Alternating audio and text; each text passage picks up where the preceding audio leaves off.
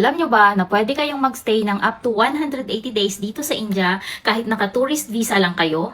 At hindi nyo na kailangang mag-exit bago umabot ng 90 days. Namaste everyone! This is Kizzy, a Filipina living here in India. And this is another day, another info relay. Maraming nalilito rito dahil most tourists ay talagang nag-e-exit before the 90 days para maiwasang ma-violate ang visa conditions. At alam nyo rin ba na isa na ako doon?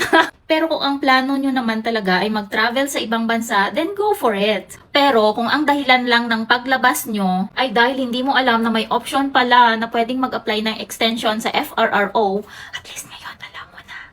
Pero take note ha, hindi ito automatic at hindi rin guaranteed. Si FRRO pa rin ang mag-assess ng application ninyo. Depende sa circumstances ninyo, maaari nilang i-approve ang visa extension for up to 6 months or even 1 year. Kung justified ang inyong request. Ngayon, ano-ano ba ang mga circumstances na maaaring payagan ng FRRO ang visa extension? Una, kung may plano kang magpapakasal sa Indian national at nangangailangan ka ng additional time para makumpleto ang marriage formalities at iba pang requirements. Pangalawa, kung may medical reason. Halimbawa ay naaksidente ka o di kaya ay may medical condition na hindi ka pa safe or hindi ka pa able na bumiyahe para bumalik sa bansa mo. Kailangan na lang syempre ng supporting medical documents. Pangatlo, kung may humanitarian or compassionate grounds. Halimbawa nito, may emergency involving your immediate family dito sa India. Number 4 is kung may legal or administrative matter na kailangan mong tapusin personal dito sa India at hindi ito maaaring ipagpaliban. At sa ilang pagkakataon, maaari din nilang i-consider ang iyong application basta may mga genuine reasons at sapat na ebidensya at maipapakita mo kung bakit kailangan mong magpanatili ng matagal dito sa India. Pero tandaan, hindi porket nag-apply ka ay automatic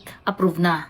Case-to-case basis ang assessment ng FRRO. Tinitingnan nila ang dahilan mo, ang mga documents na isasubmit mo, ang immigration history mo, at kung compliant ka sa mga visa conditions kung saan ka mang bansa nang gagaling or even sa India. At kung iniisip nyo na may visa extension fee na naman yan, isipin nyo rin kung magkano ang magagastos sa isang round-trip fare, food, hotel accommodation doon sa pinakamalapit na country kung saan kayo mag-e-exit. At higit sa lahat, kapag bumalik kayo sa India, subject pa rin kayo sa assessment ng immigration officer. A valid visa doesn't automatically guarantee re-entry. Kaya kung eligible naman kayo at ma-approve ang visa extension, malaking tipid ito sa oras, gastos, at stress. And well, if you need assistance, we also help tourists with their FRRO applications, whether it is visa extension, visa conversion, exit permit, or any other FRRO-related concerns. Huwag lang mahiyang magtanong, and once more, this is Kizzy, your India travel guide and friend. Save this video for future reference and don't forget to follow for more India travel tips.